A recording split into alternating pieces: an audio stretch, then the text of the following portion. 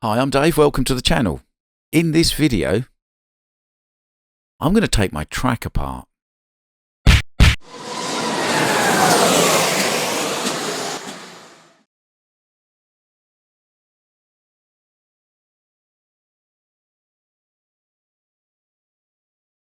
Okay, to calm everybody's nerves after that bombshell, I should probably explain to you why I'm going to take this track apart. I should also apologise in that this video is going to be put together over a fairly long period of time, and I'm going to be using this lapel mic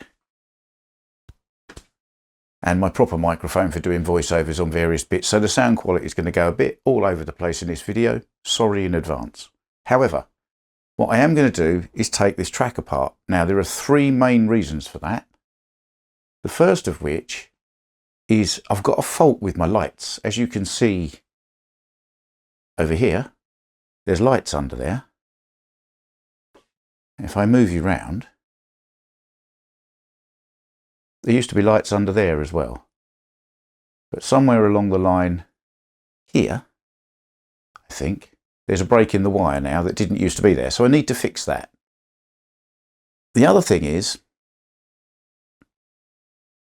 move you a bit further, over in that very back corner there, underneath, there's a bit of a glitch with the rails, which I have managed to get around, but I've been meaning to take those curves out of that back corner for ages and just fix the problem permanently. So we'll get to that in this video as well. And the other thing is dust. There's only so much you can do after 2 years of having a track in a dusty shed in terms of hoovering it and cleaning it.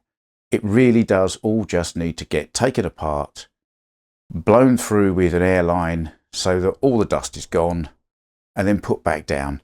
And this baize, which is, you know, it's great for a covering, but you can only pull so much of the dust out of it. It gets ingrained into it. So that needs to come out and go over the washing line and probably get hit with a stick or something just to get all the dust out of there as well. So this is a kind of a, well, it's June now, but it's a spring clean. It's just a bit of a late spring clean. So without further ado, I think the first thing to do is get the cars and the buildings off and just leave the track and the bridge structures. And then we'll go from there.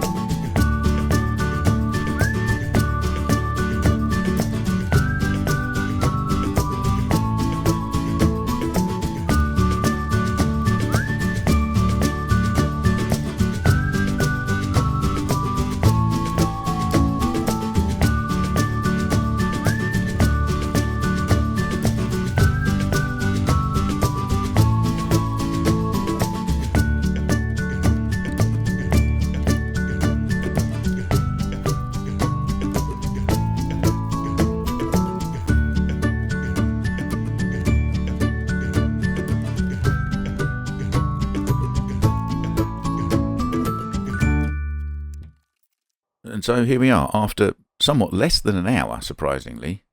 All the track is gone, all the modular pieces are taken off and put underneath the table and stored away. And we have the green baize left, which, as I said to you, had a load of ingrained dust in it. And, yep, it's still there.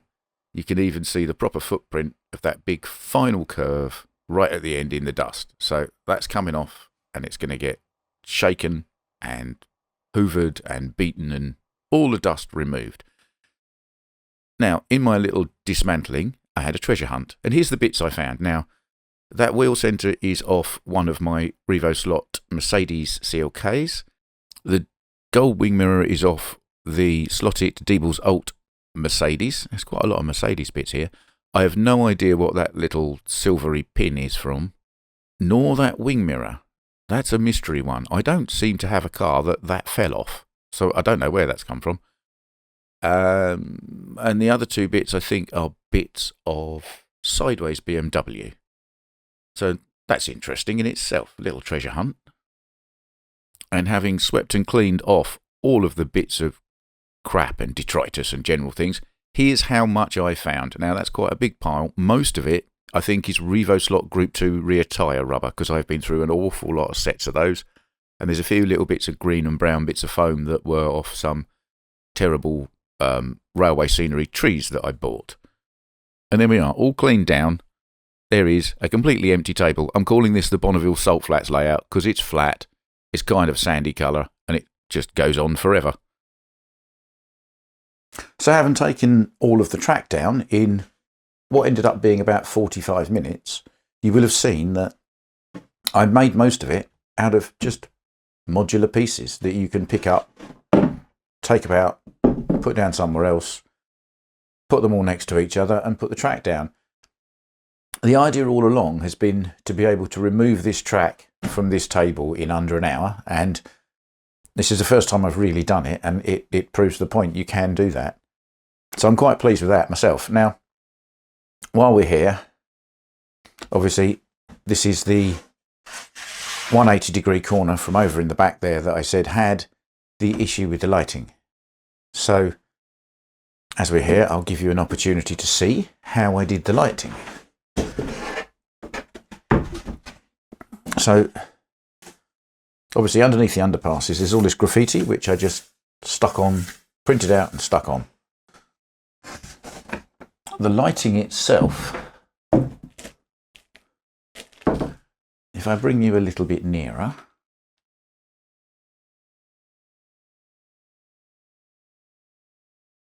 sorry about that.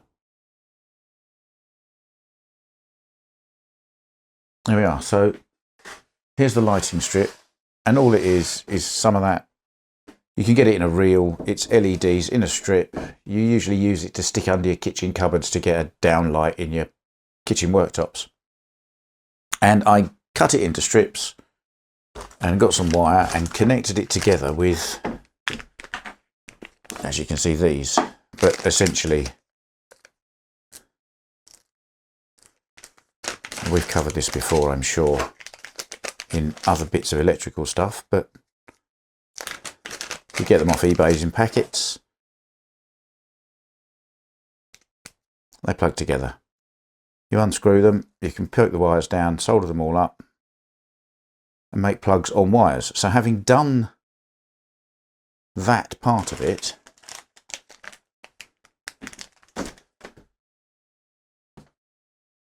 and put wires onto plugs at the other end to connect to these LED strips, I use these, I don't know if you can see that. They're a kind of snap fit connector, so you put two wires in that end, snap it down, and the slightly curved radiused LED strip in the other end, and snap it down. And there's two prongs in both sides that go into the wires and the LED strip in the right places. It's not brilliant. It's yeah, it's a quick and easy fix, and usually they work quite well, but they can work loose and they can, you know, make a bad contact after a while, or even sometimes you just get some and the pins aren't lined up in them and they're a bit rubbish. So this, I think, is where the problem lies, and I think it lies at this end. So if I just move you again a little bit, all my bits of track are separate pieces, and there's all wires together, so they all plug together like that. If I get a power supply and plug it into this one's working. This one is not, and I think, yeah, there we are. That's a very loose connection over there. And it's to do with here. Now, I don't think I'm going to have to replace this connector. I think I should just be able to lever the clip-on piece up. And maybe press that down so those pins go through that connector a bit better than they did before.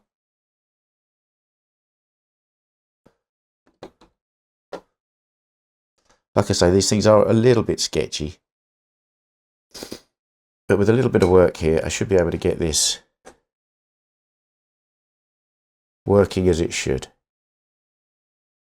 There we are. Oh, no.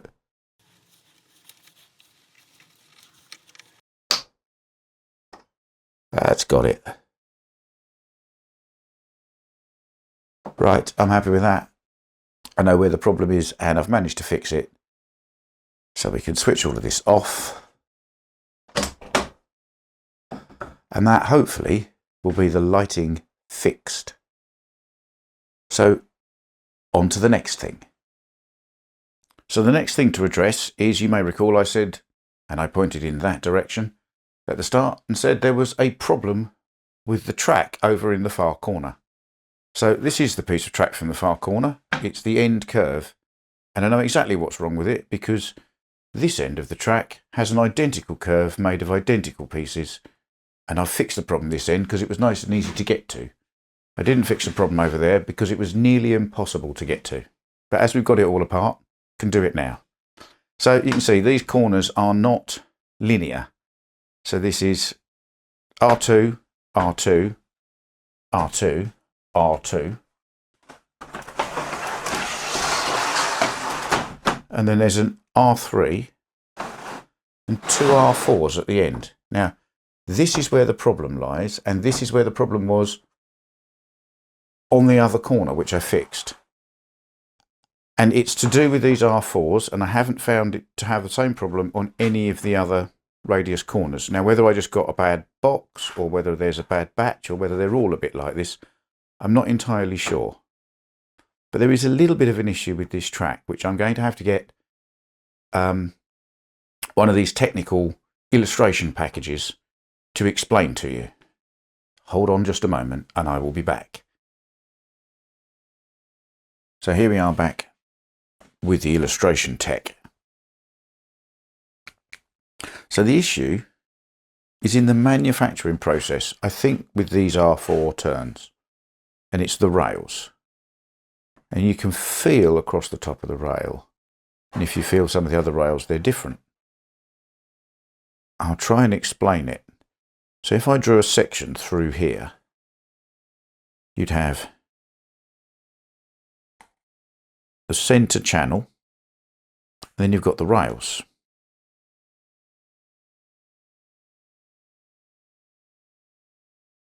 And they should sit kind of like this. And then when you've got your guide in the slot, that'll be there.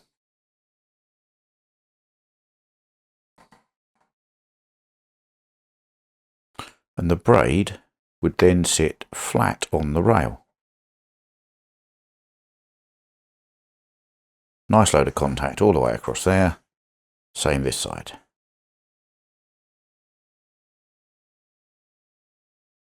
These rails, however,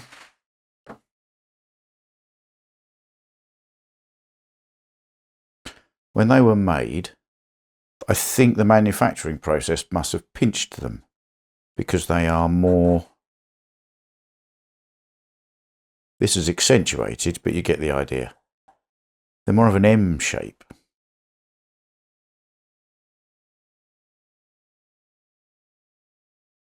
So when the guide sits in here,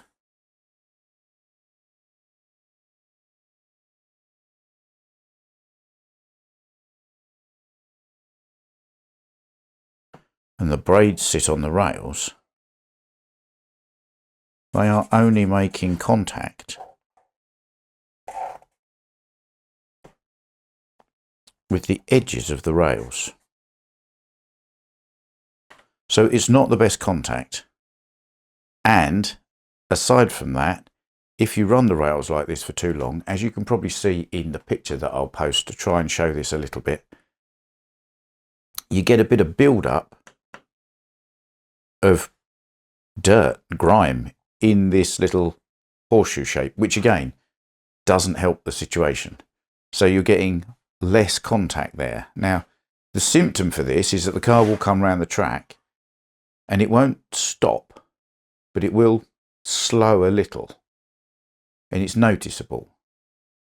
And that, I think, as well, when people have issues with power and they put power taps in tracks to me that don't seem like they're long enough to need taps, and it doesn't seem to solve the problem, and they have all sorts of nightmares. My advice is take a look at your rails, feel the rails with the fingertips, see if they're flat. Carrera track has a few issues like that. It also has an issue whereby sometimes you get a step between two pieces because there's a higher rail on one than the other. Carrera track is good for a home track, but compared with the more modern tracks like the Polycar one and the Scale Auto one, I think Carrera are going to have to address some of their accuracy issues with their manufacturing at some point, because they've got strong competition now and it's compatible track, some of it. So yes, I think they need to look at that, or they might lose out in the long run. So yes, this is the problem. These are dished in the middle. So there's actually only really one way to deal with that, and that is to pop these rails out of these pieces of track and then turn them upside down and bang them flat from the inside, bang the middles upwards to flatten the tops out, and then pop the rails back in. So I am going to do that. Another thing while I'm here, I'm going to take these two pieces of track out, but I'm going to make a note of which way round they are and put them back in the same way round, because this track has run for 2 years. This is the exit from a corner, and I don't run magnets. So while you can't see it, there is an amount of rubber that's been laid down in just the right place where the back wheels of cars drift on the exit of the corner to go down the straight. And it will be, because this is a variable radius corner, only marginally on this case, slightly wider here than it is here because the car is accelerating out and it will push further. So there's a line of rubber here, here, here. There's 4 lines of rubber really. We just want to keep them in the same place. This is why I took the whole track apart in sections, which will go back together in the same order when I put it back together, because the rubber line on the track is where it needs to be for this layout. I don't want to change that. So I shall just take these two pieces out and then we'll get on with some of the aggressive stuff to sort this problem out. First things first, let's get a rail out of one of these pieces of track. Now, where that is, that little connector peg, that's folded over at the back. So that needs to be levered out.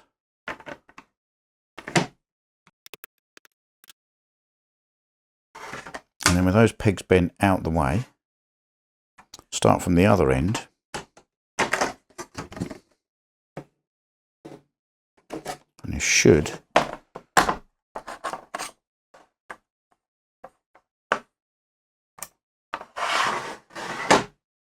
be able to take the rail out. Now, I don't know if I move this in the light, if you can see the groove. The M section doesn't show from the end very well on camera, so I won't bother you with that. But having got this piece of track out, what I've now got is a piece of plastic. Just slightly flexible plastic, so I can bend it to a radius, but it's a good equivalent thickness to the inside well of the track. So that'll fit in there.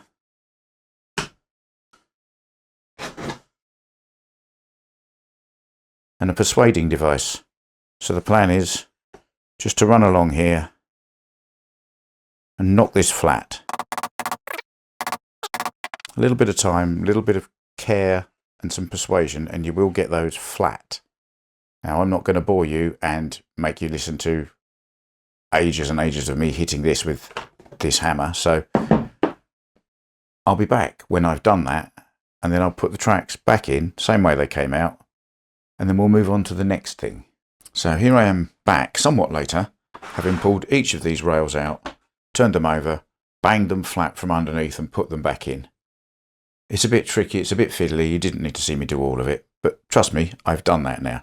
Now, what I did say earlier was I'd found a way of getting round this problem in the meantime, rather than going through all this procedure and taking all my track apart, and I didn't actually tell you what it was. So, if we take this Revo slot, in order to get it more compliant and have better contact on what were these slightly faulty pieces of track, I was having to get the braids and push them with my thumbs that way, just to sort of puff them up a little bit and make them a bit more, give them a bit of volume, which I know is counterintuitive if you're trying to make a car as close to the track as possible. But to get around this issue of there being what appeared to be a dead patch in the track, which wasn't, it was a dead patch in the contact with the braids, just had to puff them up a little bit. So that was how I was getting around it, and it was all right. But now I've taken it all apart and done all of this, I should be able to run nice flat braids again and not have any problems with this area of the track. So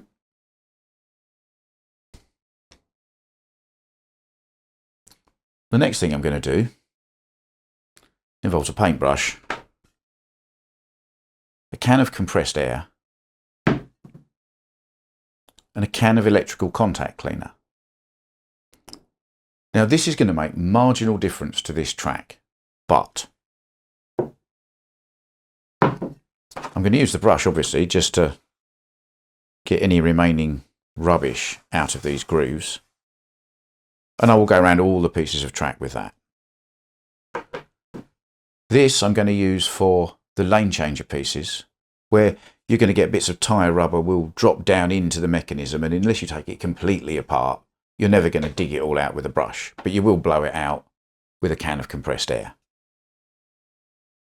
And the final thing I'm going to do with the electrical contact cleaner, while I have said I'm going to keep all of these pieces of track in the same order as they are currently, I'm going to clean up these edge contacts with some of this. You spray it on, it gets rid of grime, and, you know, as a sound engineer, I've sprayed this into studio desks enough times to stop things crackling and having, you know, dirt in the faders and stuff. So this is great.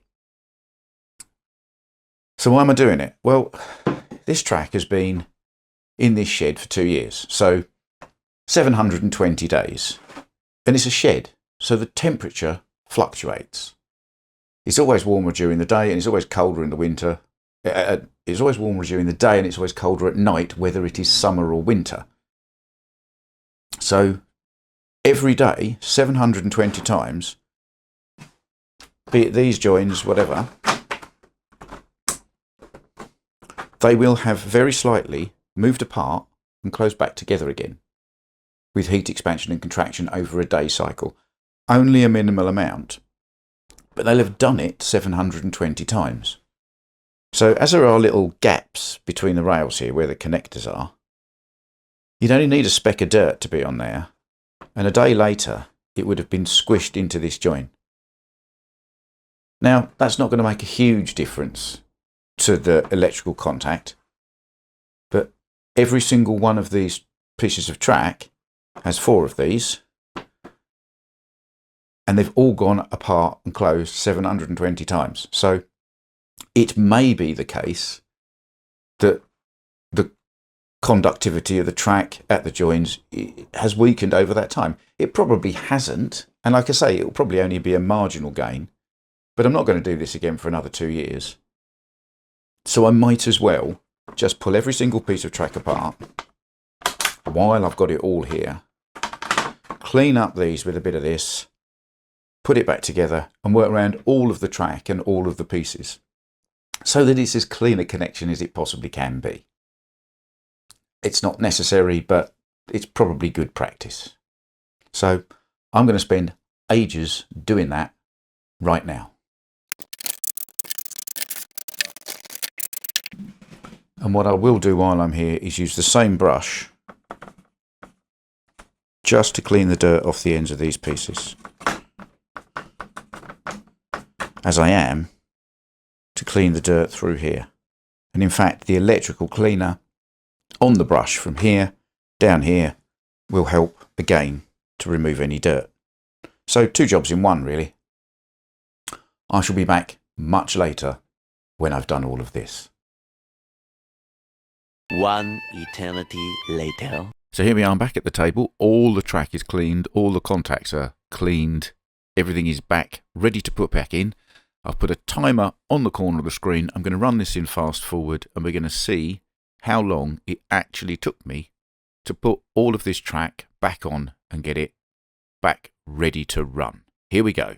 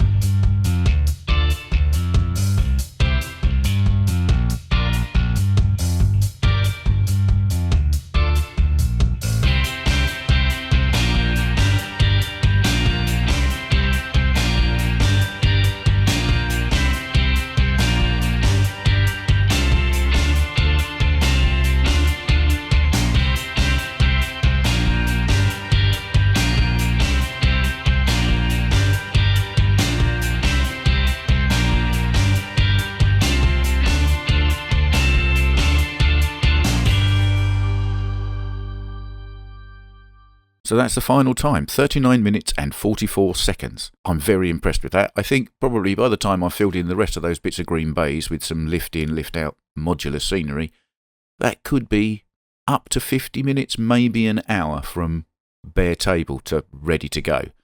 So yeah, I am dead happy with all of that. So here we are in quite a dark slot shed at the moment because we're all back together. I just want to check that the lights are all fixed and working. So switch them on. Yes, we've definitely got lights this end. If I move you along. Oh yes, lights the other end as well. So that's problem 1 fixed. I can probably switch all the lights back on now. There we are.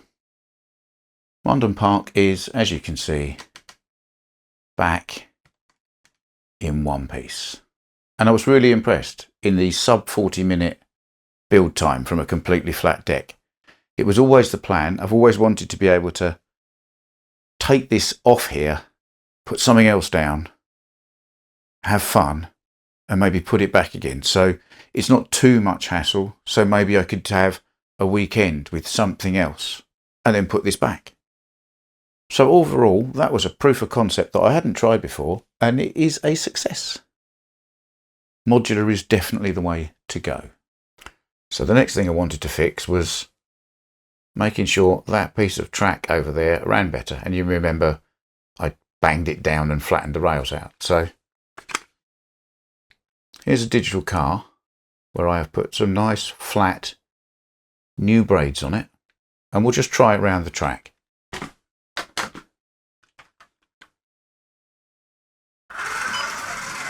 I'm just going to take a constant speed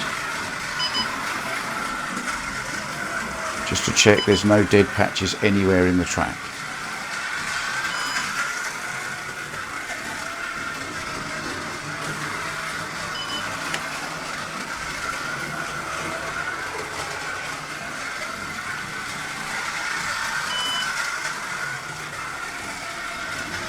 And as you can see, that's definitely fixed that piece of track as well.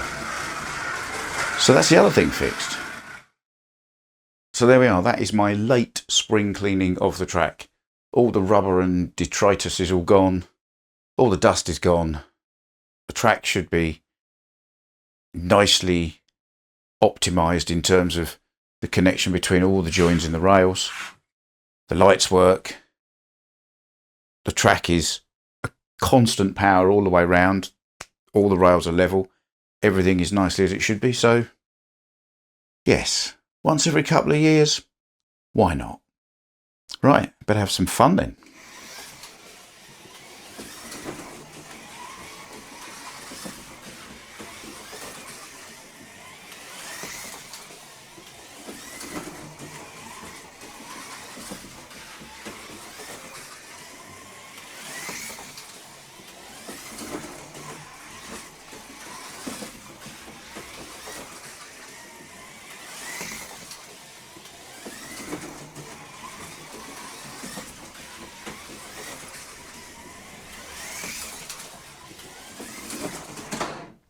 Oops. So there we are, that is the end of my spring clean. Should probably do this every couple of years, and it's not just Carrera track. Any track, you should probably really take it all apart, get all the bits out of the slot, just get rid of all of the rubber ball bearings and things as well. Every now and then. I mean, you've got something, you like it, you should look after it, shouldn't you? Anyway, as always, thanks for watching one of my videos. If you liked it, you will find a button specifically for that. Please subscribe to the channel, it really does help, and it's free, and if you hit the bell, you will get a notification the next time I post a video. And, of course, check out this slot car channel.